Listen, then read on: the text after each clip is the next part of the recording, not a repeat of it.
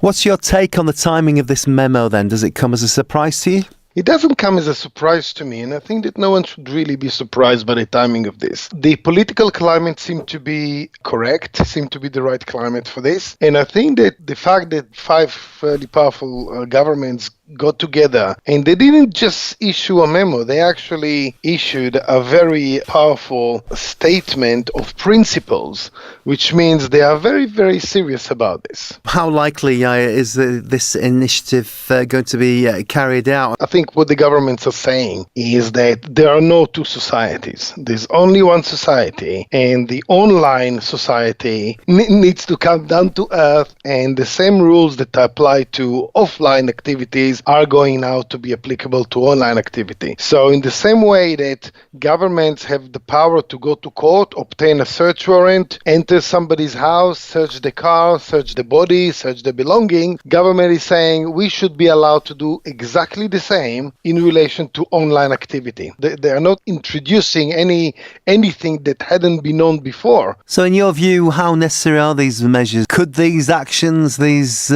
regulations, this new governance, could it actually prevent tragic events such as an explosion, happening on any of the global city streets from actually occurring? I believe that those measures are overdue now. I don't believe that there should be such big gap between the law enforcement's abilities in relation to online and law enforcement's abilities in relation to offline. It will help to prevent all sorts of activities, from money laundering to terrorist activity to child exploitation. Social media companies have now been pushed to a corner because they have now been told that if they don't, they are giving one final chance to cooperate with the governments. Otherwise, there are going to be some consequences. And just explain to our listeners then what this can actually mean for prior data usage for regular users then. Not much. Regular users don't necessarily use heavy encryption.